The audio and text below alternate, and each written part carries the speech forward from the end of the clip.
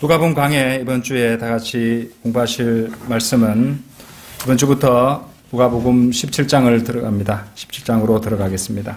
오늘 다 같이 보실 말씀은 누가복음 17장 1절에서 6절까지 말씀입니다. 누가복음 17장 1절에서 6절까지 말씀. 누가복음 17장 1절에서 6절. 예.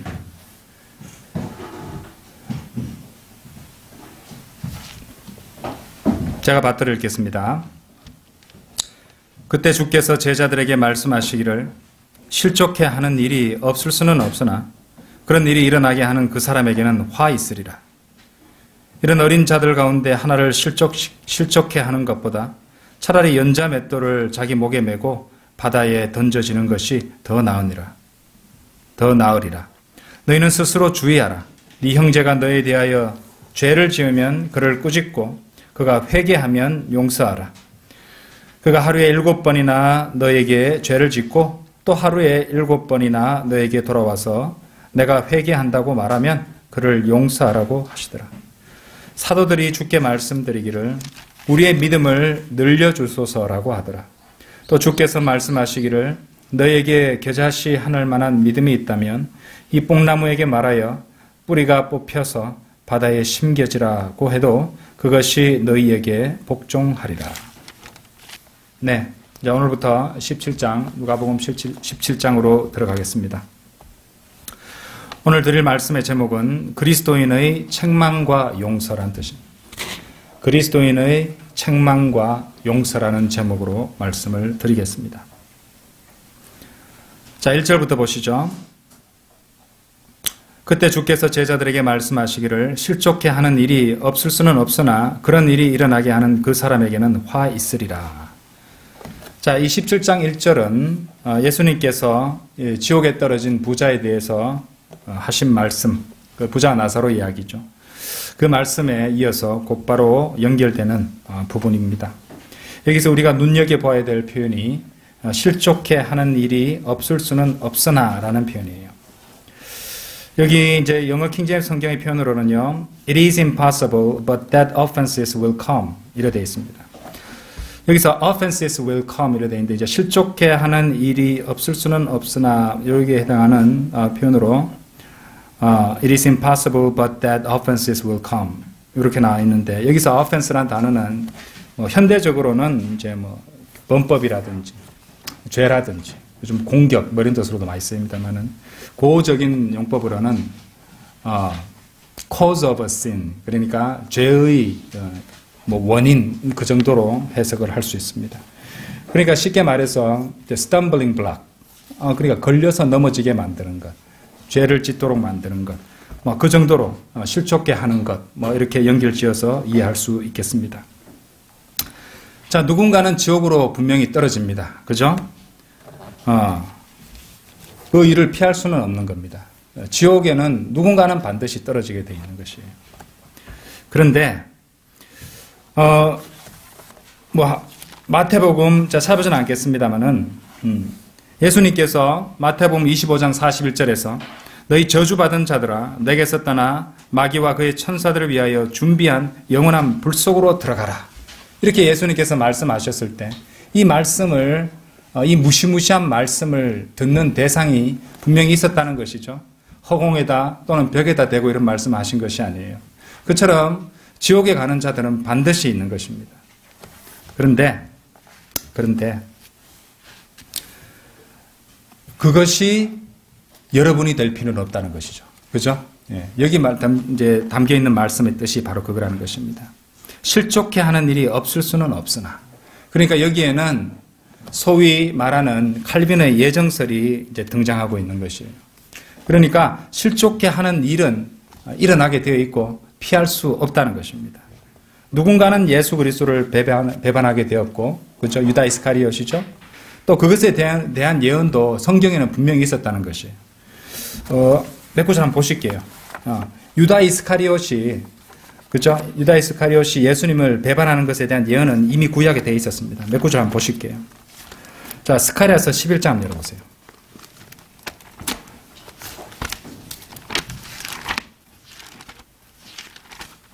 스가랴서 11장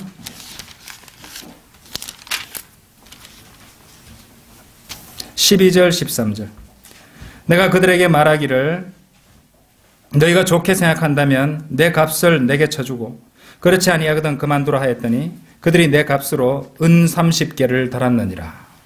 주께서 내게 말씀하시기를 그것을 토기장에게 던지라. 그들이 나를 매긴 좋은 값이라 하시기에 내가 은 30개를 취하여 주의 집에 있는 토기장이에게 던졌더라. 그렇죠? 예. 자, 그리고 시편 109편 한번 열어보세요. 자, 이 말씀들을 다 이렇게 공부해 보시면 연결이 됩니다. 시편 109편도 보시겠습니다. 찾아볼 구절들이 많기 때문에 좀 빨리 가겠습니다. 시편 109편 8절. 여기 보시면 그의 날들이 짧아지게 하시며 그의 직분을 다른 사람이 취하게 하소서. 유다 이스카리옷에 대한 예언인데요. 이 말씀과 비교해 보실 말씀이 바로 사도행전 1장 26절입니다. 사도행전 1장 26절.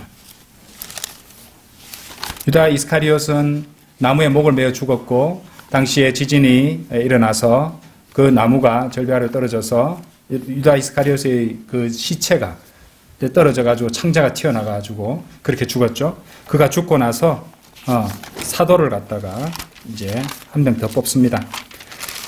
1장 26절.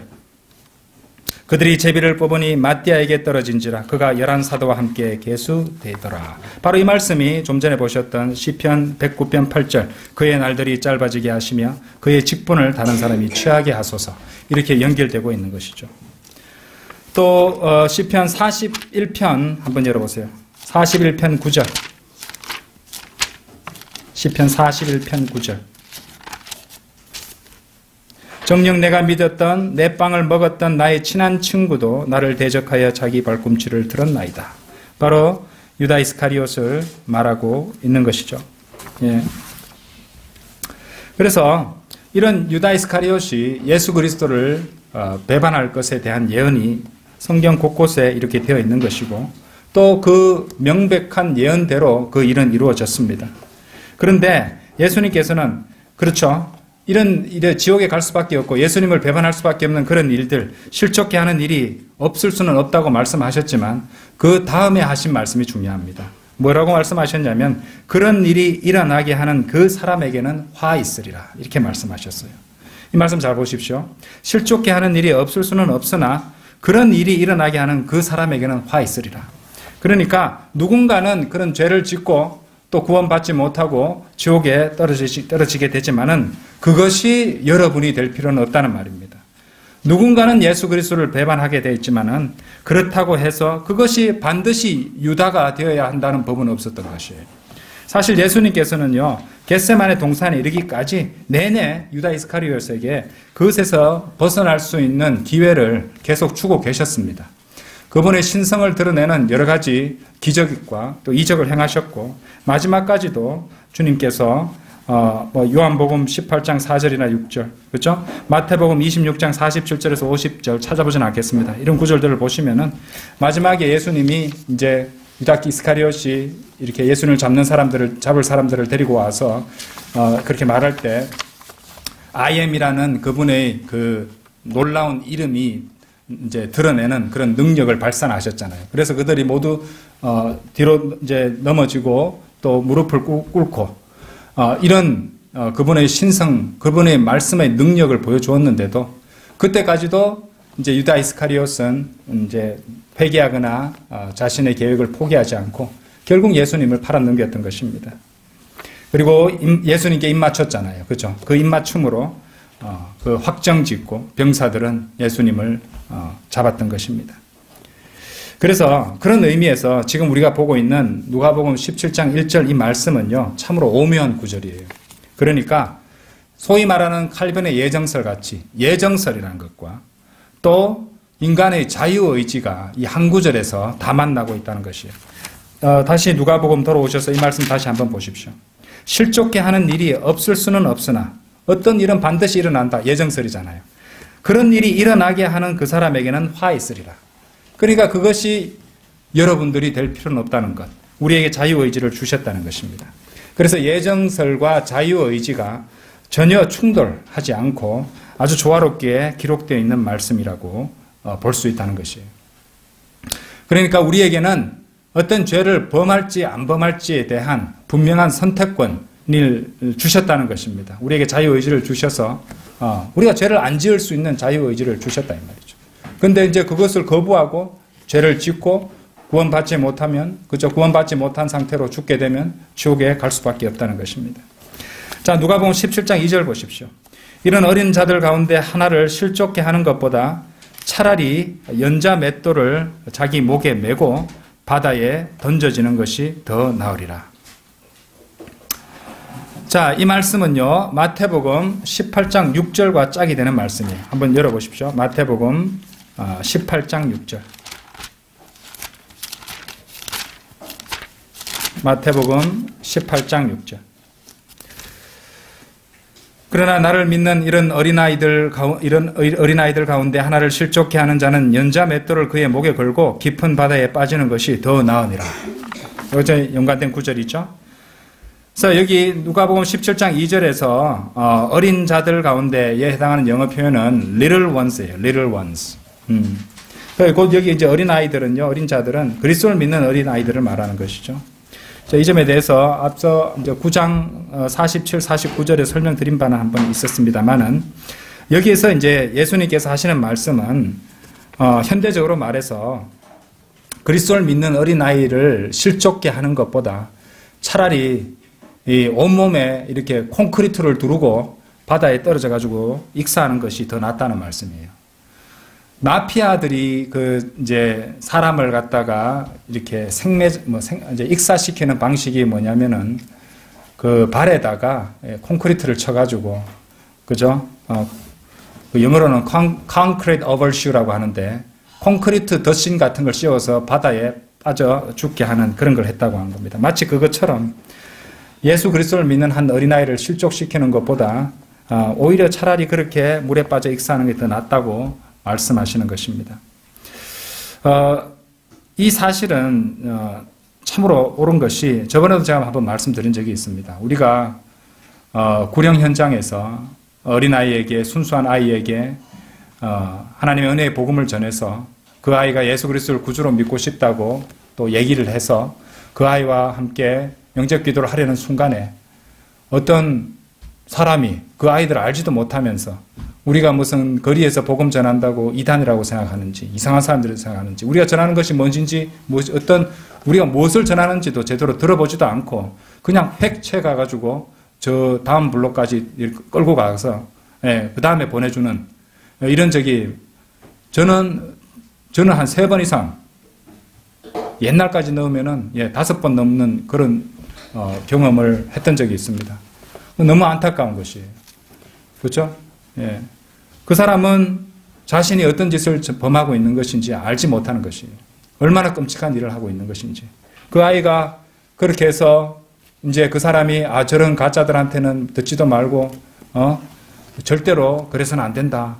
이래 말한다면 평생 동안 그것을 싫어하고 그렇게 생각할 거 아닙니까? 그러면 그 사람이 끝까지 예수 그리스도를 거절해서 죽기라도 한다면 지옥에 떨어질 수밖에 없는 것이잖아요. 그렇죠?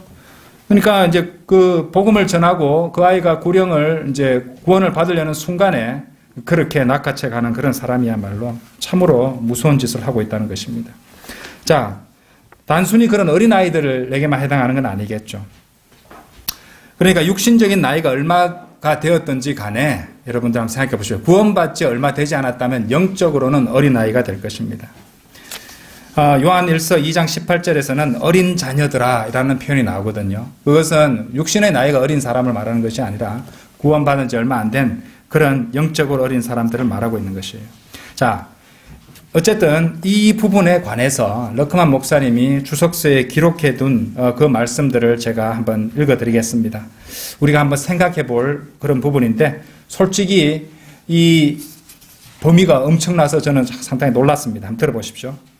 만일 당신이 누가복음 17장 2절 말씀을 문자적으로 적용한다면 그 말씀은 거의 모든 미국 교육 시스템, 그러니까 공립학교 시스템이든 소위 말하던 기독교 교육 시스템이든지 간에 유치원에서 대학원에 이르기까지 그 모두를 데비 존스의 락커로 이끌어갈 것이다. 이제 이게 설명이 좀 필요한데, 데비 존스의 락커, 데비 존스의 보관함이라는 게 뭐냐면은 옛날 우리나라에도 개봉한 그 캐리비안의 해적 뭐 이렇게 나오는 거기 무슨 바다에 사는 유령 같은 건데, 예. 그런 인물인데, 이제 데비 존스라는 이름에서 우리가 알 수 있듯이 데비는 이제 데브, 마귀하고 연관된 것 같고요. 존스니까 요나의 전설하고 또 연관 지어가지고 어쨌든 익사시킨다는 뜻입니다. 바다에 빠져 죽게 만든다는 뜻이거든요. 그래서 어쨌든 그 다음이 중요합니다. 그러니까 모든 교육 시스템, 유치원에서 대학원에 이르기까지 그 모두를 바다에 빠져 죽게 만드는 그런 말씀이 된다. 왜냐하면 현대 교육의 목적이라는 것이 믿는 사람들의 마음속에 가능한 한 최대한의 확고한 의심을 심어주어서 그 사람으로 하여금 더 이상 성경을 최종 권위로 믿지 못하게 만드는 데 있기 때문이다. 이 말이 무슨 말입니까?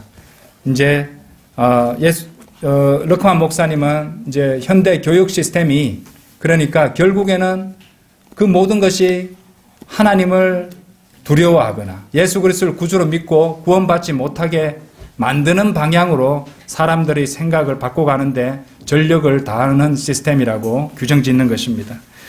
참으로 이 마지막 때에 우리가 생각해 볼 그런 주석이 아닐 수 없습니다. 다시 누가복음으로 돌아오셔서 누가복음 17장 3절 4절 보시겠습니다.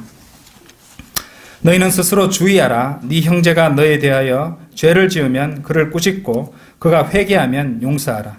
그가 하루에 7번이나 너에게 죄를 짓고 또 하루에 7번이나 너에게 돌아와서 내가 회개한다고 말하면 그를 용서하라고 하시더라. 지금부터 이제 공부하실 부분이 오늘 제가 거기 소제목으로 정했던 그리스도인의 책망과 용서에 관한 말씀이라고 할 수 있습니다. 자, 우리가 방금 읽으셨던 이 누가복음 17장 3절 4절 말씀은요, 신약의 모든 그리스도인들에게 적용할 수 있는 말씀입니다. 일단 두 구절을 한번 찾아보겠습니다. 디모데전서 5장 20절입니다. 자, 디모데전서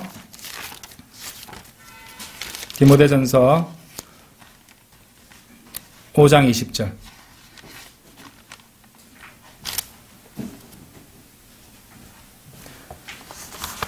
범죄한 자들을 모든 사람 앞에서 책망하여 다른 사람들도 두려워하게 하라. 책망이란 말이 나오죠? 범죄한 자들을 모든 사람들 앞에서 책망하여 다른 사람들도 두려워하게 하라. 그렇죠? 자, 여기 손을 끼워 놓으시고 에베소서 4장 32절도 한번 보십시오. 에베소서 4장 32절. 너희는 서로 친절하고 다정다감하며 서로 용서하되 하나님께서 그리스도를 위하여 너희를 용서하신 것 같이 하라. 자, 방금 찾아보신 이 두 구절에는 그리스도인의 책망과 그리스도인의 용서가 잘 나와 있는 말씀입니다. 사도 바울은 좀 전에 읽으셨던 디모데전서 5장 20절에서 범죄한 자들을 모든 사람들 앞에서 책망하여 다른 사람들도 두려워하게 하라고 명령을 했어요. 또한 방금 읽으신 에베소서 4장 32절 말씀대로 그리스도인들은 하나님께서 그리스도를 위하여 우리를 용서하신 것 같이 서로를 용서해야 합니다.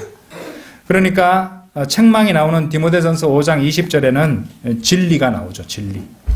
그리고 용서를 강조하는 에베소서 4장 32절에서는 자비가 나와 있는 것입니다. 그렇죠? 우리가 찾아보신 두 말씀 디모데전서 5장 20절과 에베소서 4장 32절의 핵심 키워드가 그처럼 책망과 용서인데 다른 말로 하자면 진리와 자비라는 것이에요. 그리고 그 자비와 진리에 대해서 성경은 이렇게 말씀하십니다. 자, 잠언 3장 3절 한번 열어보십시오. 잠언 3장 3절. 자비와 진리가 너에게서 떠나지 않도록 그것들을 네 목에 걸며 네 마음판에 새기라. 그러니까 자비와 진리에 있어서 어느 한쪽으로 치우쳐져서는 안 되는 것입니다. 책망과 용서에 관한 한 어느 한쪽으로 치우쳐져서는 안 된다는 말이죠. 무슨 말이냐? 사랑을, 그러니까 자비를 너무 강조하게 되면요, 자유주의자가 되어버립니다. 그렇다고 진리만 너무 강조해져 버리면요, 책망만 하고, 그죠? 너무 사랑도 없어져 버리고, 또 오히려 그렇게 하는 사람이 위선자가 될 가능성이 상당히 많은 것입니다. 그래서 그리스도인은요, 이 자비와 진리에서 조화를 이루어야 되는 것이에요. 어느 한쪽으로 치우쳐서는 안 되는 것입니다. 너무 진리를 강조하면 바리새인이 되어버리고, 너무 이제 자비와 사랑을 강조해져 버리면 자유주의자가 되어버리는 것이기 때문에 우리는 이 두 가지를 마음판에 새기고 있어야 된다는 것입니다. 자, 이 지역교회에 있어서 이 책망과 용서의 패턴은요, 마태복음에도 잘 나옵니다. 한번 보실까요? 마태복음 18장 한번 열어보십시오. 마태복음 18장 15절에서 17절입니다. 마태복음 18장 15절에서 17절. 또 네 형제가 네게 죄를 짓거든 가서 그와 그 사람만 있을 때 그에게 그의 잘못을 일러주라. 만일 그가 네 말을 들으면 너는 네 형제를 얻은 것이라. 그러나 만일 그가 네 말을 듣지 아니하면 너 외에 한두 사람을 더 데리고 가서 두세 증인의 입으로 모든 말을 입증하게 하라. 그래도 그가 말을 듣지 아니하거든 교회에다 말하고 교회의 말도 듣지 아니하거든 그 사람을 이교도나 세리와 같이 여기라. 이렇게 말했습니다. 자, 이 말씀이 등장하는 문맥을요, 나중에 다 읽어보시면요, 예수님께서, 우리가 이제 죄를 지은 형제를 갖다가 단지 하루에 7번, 막 그 정도만 용서해야 된다고 명령하신 것이 아니라는 걸 알 수 있어요. 실제로 보시면은요,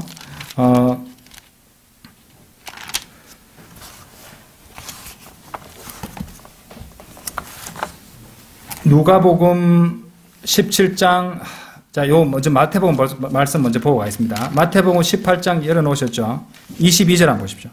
예수께서 그에게 말씀하시기를 나는 너에게 7번까지라고 말하지 않고 70번씩 7번까지라고 하노라 라고 말씀하셨잖아요. 77이 49, 490번인데 누가복음 17장 4절의 경우에는 그가 하루에 7번이나 너에게 죄를 짓고 또 하루에 7번에 너에게 돌아와서 내가 회개한다고 말하면 그를 용서하라. 그러니까 누가복음 17장 4절 말씀대로 7번만 하는 것도 아니고 490번까지 라고 그렇게 70번씩 7번까지라고 하노라. 이렇게까지 말씀하셨다는 것을 우리가 알 수 있는 것입니다. 용서를 강조하신 부분이죠. 예. 그런데 여기서 이제 조금 오늘 공부하는 내용과는 좀 상관이 없는 부분이지만 여러분 시간이 나시면은 이 490이라는 숫자가 굉장히 오묘한 숫자입니다. 우리가 이제 공부를 좀 해두셔도 되는 부분인데요. 여기 마태복음 18장 22절에 나오는 70번씩 7번 이 숫자 안에 교리적 의미가 담겨 있습니다. 마태복음 주석서에 보면은 자세한 설명이 나오는데 이제 490이 완전수 7로 만들어지는 숫자로 영적으로는 완전한 용서를 의미한다고 설명할 수도 있습니다. 그렇죠? 그런데 이제 교리적으로 그 숫자는 하나님께서 이스라엘을 다루시는 하나님의 역사를 보여주는 숫자이기도 합니다. 공교롭게도요, 성전 봉헌에서 바빌론 포로 귀환까지가 몇 년인지 아십니까? 490년입니다. 여호수아에서 사울까지가 490년이고요. 사울부터 느부갓네살까지가 또 490년이었어요. 솔로몬의 성전 봉헌에서 스룹바벨 성전 봉헌까지도 490년이 걸렸습니다. 창세기 12장에서 아브라함에게 주신 언약이 여호수아가 약속의 땅으로 들어감으로써 1차적으로 성취된 것까지도 490년의 시간이 흘렀어요. 무엇보다도 이 490은요, 다니엘의 70주와도 정확하게 일치되고 있는데 곧 예루살렘을 복원하라는 명령에서 메시아 왕의 예루살렘 입성까지가 483년이고요. 그것과 대환란의 7년을 합치면 490년이 되는 것이에요. 지금 일단은 멈춰져 있잖아요. 그죠? 이제 곧 그 때가 올 것인데 대환란의 7년과 그 483년을 합치면 또 490년이 된다는 것입니다. 그래서 러크만 목사님은 이 490에 담겨있는 교리적 체계를 이해하는 것이야말로 성경의 과도기적 책인 마태복음, 사도행전, 이 히브리서를 올바로 이해하고 해석하게 해주는 열쇠가 된다. 이렇게 주석을 하고 있습니다. 나중에 참고로 한번 공부하실 분은 주석서를 찾아서 한번 공부해 보시면 좋겠습니다. 지금 우리가 이제 공부하고 있는 누가복음에서는 이제 그런 것 부분보다도 예수 그리스도께서 해주시는 이 실제적인 적용에만 이제 집중하도록 하겠습니다. 자, 그러니까 우리가 좀 전에 읽으셨던 마태복음 18장 말씀, 그리고 누가복음 17장 4절 말씀에 나오는 핵심은 이렇습니다. 잘 들으십시오. 그리스도인은 형제나 자매가 자신에게 죄를 지었을 때 자신의 마음 상태에 집중해야 됩니다. 자신의 기분이 아니고요. 자신의 기분이 아니라 자신의 마음 상태에 주의를 해야 됩니다. 무슨 말이냐? 그러니까 그 형제나 잘못을 범한 형제나 자매에게 용서를 해주려고 해야 되는 것이지, 나한테 잘못했다고 해서 그 사람에게 안갚음이라 복수를 하려는 그런 마음을 품고 있어서는 안 된다는 것입니다. 어디까지나 그리스도인들의 마음속에 품고 있어야 되는 목표는요, 죄를 지은 형제를 다시 회복시켜주는 것이라는 것입니다. 그죠? 응징하는 일에 마음을 써서는 안 된다는 것입니다. 어쨌든 잘못을 한 사람은요, 하나님의 말씀에 의거해서 뿌린 대로 거두기 마련입니다. 그건 주님께 맡겨드리는 것이고, 우리는 주님의 명령대로 잘못을 범한 형제 자매, 그런 성도들에게 그 성도들이 바로 잡히고 또 회개하기를, 그래서 그들을 용서해주고 그들이 또 주님 앞에서 다시 회복되는 것, 이것을 구하고 기도해 줄 수 있어야 된다는 것입니다. 이것이 바로 진리와 자비를 마음판에 새기는 일이기도 하는 것입니다. 그리스도의 책망과 용서, 그러니까 책망은 그 성도를 회복시키고 세워주는 일에 집중을 하고 있어야겠죠. 그죠? 제가 직업이 학생들을 이제 훈육하는 일도 많이 하는데, 제 목표는 그렇습니다. 이 학생한테 따끔하게 야단칠 때가 많습니다. 잘못을 범했을 때는. 그런데 저는 그 학생이 바로 잡히고 또 주변 사람들과 관계도 회복하고 자신의 평판도 회복하고 잘 되기를 바라는 마음으로 따끔하게 야단치고 벌도 주기도 합니다. 그런데 때로는 교사도 이 사람인지라 이제 화가 나게 되면은 감정적이 될 수도 있어요. 그때는 그 학생한테 이제 벌을 주거나 책망하는 것이 마치 화풀이처럼 보일 수도 있다는 것입니다. 실제로 그렇게 될 수도 있고요. 그러니까 항상 사람을 훈육하는 것, 특히 이제 또 자녀를 훈육하는 것도 마찬가지죠. 이 자녀를 바로 잡아서 회복시켜주고 바르게 길러내고 싶은 그런 의도로, 그런 목적으로 훈육을 하고 책망을 하고 하는 것 아니겠습니까? 그리스도인들도 그렇게 해야 된다는 것이죠.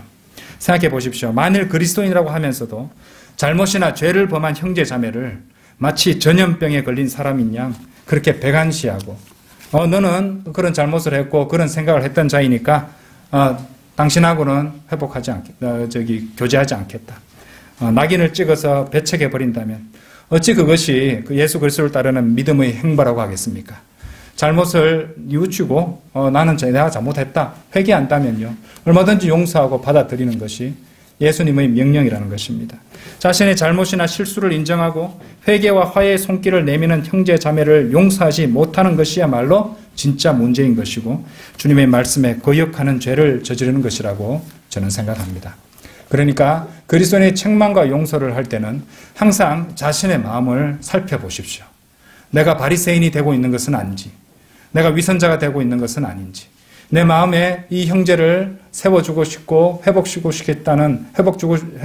싶다는 그런 사랑의 동기가 있는 것인지, 그것이 아니라면은 자신은 하나님 앞에 회개하고 또 주님께 바른 생각을 주시라고 기도해야 될 것입니다. 자, 다 같이 갈라디아서 6장 1절도 한번 보십시오. 갈라디아서 6장 1절.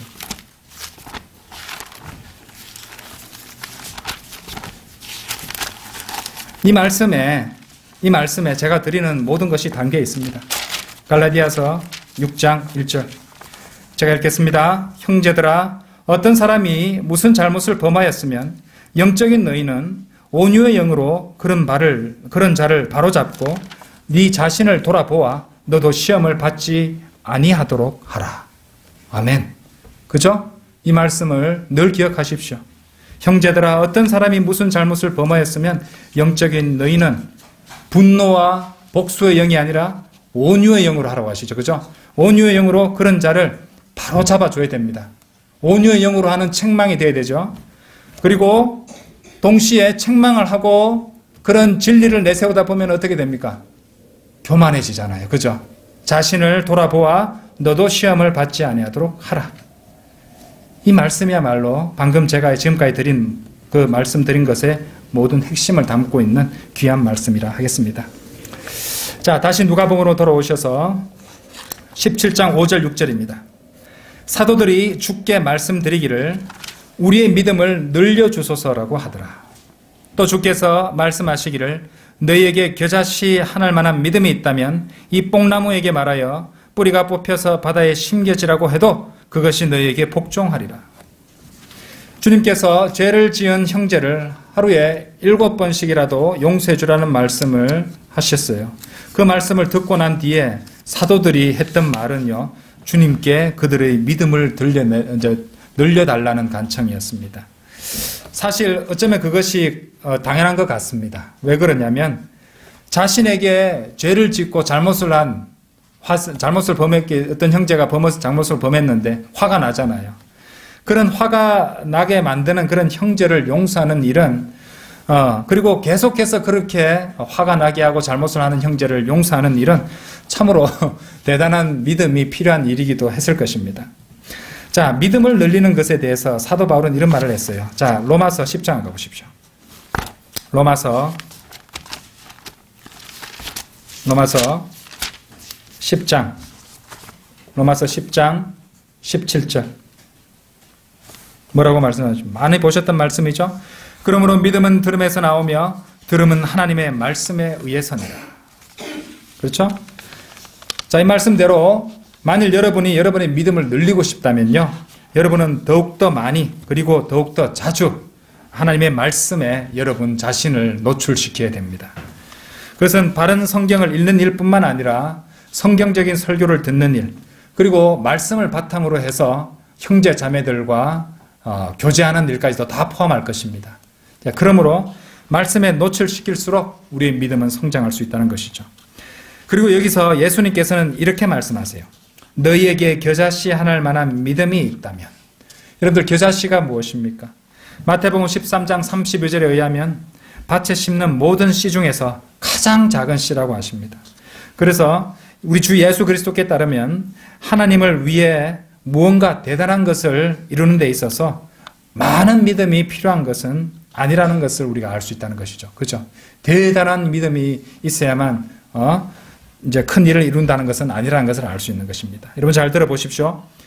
모든 그리스도인은요, 얼마간의 믿음을 갖고 있는 것입니다. 결국 우리 구원받은 성도들은요, 믿음을 통하여 은혜에 의해서, 그러니까 믿음으로 말미암아 은혜로 구원받은 것이잖아요. 그렇죠? 성경은 또한 이렇게 말씀하세요. 자, 로마서 12장 한번 열어보시죠. 12장 3절. 내게 주신 은혜로 인하여 너희 중 각 사람에게 말하노니 자신에 대하여 마땅히 생각할 그 이상의 생각을 품지 말고 다만 하나님께서 각 사람에게 나누어 주신 믿음의 분량에 따라 건전하게 생각하라. 자, 이 말씀대로 하나님께서는 각 사람에게요, 일정 분량의 믿음을 나눠주신 것입니다. 따라서 구원받은 믿는 자는 적어도 일정 양의 조금의 믿음이라도 갖고 있다는 것을 우리가 알 수 있다는 것이죠. 자, 그렇다면 주님께서 하시는 말씀 다시 한번 보시겠습니다. 누가복음 17장으로 다시 돌아오셔서 6절에 보시면 너희에게 겨자씨 하나일 만한 믿음이 있다면 이 뽕나무에게 말하여 뿌리가 뽑혀서 바다에 심겨지라고 해도 그것이 너희에게 복종하리라. 자, 그러면은 우리는 방금 읽으신 로마서 12장 말씀대로 얼마간의 믿음이 있는 겁니다. 그렇죠? 믿음 없는 사람 없잖아요. 구원받은 성도라면 더더욱. 그죠? 믿음이 있습니다. 그러면 우리가 지금 이 말씀대로 뽕나무에게 말하여 뿌리가 뽑혀서 바다에 심겨지라고 하면은 뽕나무가 그렇게 합니까? 이 말씀이 지금 우리에게 적용되는 말씀일까요? 그렇다고 말하는 사람들이 있을 것이에요. 은사주의자들. 은사주의자들은 그렇다고 말할 것입니다. 자, 그러면은 그 은사주의자들이 그렇게 정말 할 수 있을까요? 그렇게 할 수 없습니다. 그들은 사람들을 속이고 놀리고 있는 것이에요. 은사주의자들은요, 마치 자기들이 이 예수 그리스도나 사도들보다 더 큰 일들을 실제로 할 수 있다는 것을 이제 증명하려고 요한복음 14장 12절을 자주 응용합니다. 한번 보실까요? 요한복음 14장 12절.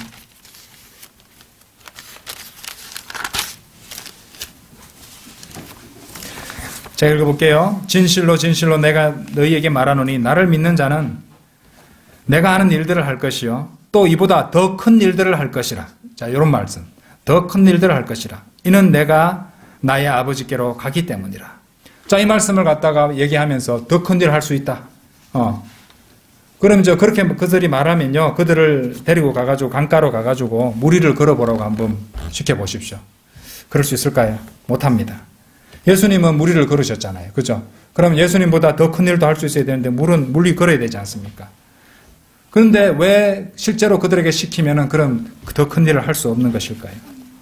자, 이들은 큰 잘못을 범하고 있는 것입니다. 여러분 잘 알아야 될 것은요, 성경은 누구라도 자신의 욕심으로, 정욕으로 하기 원하는 일들을 실제로는 그렇지도 않은데 그것을 증명하려고 성경 말씀을 억지로 끌고 와서 부분적으로 이용해서 그렇게 적용하고 증명하려는 자에게 죽음의 덫이 된다는 것을 알아야 됩니다.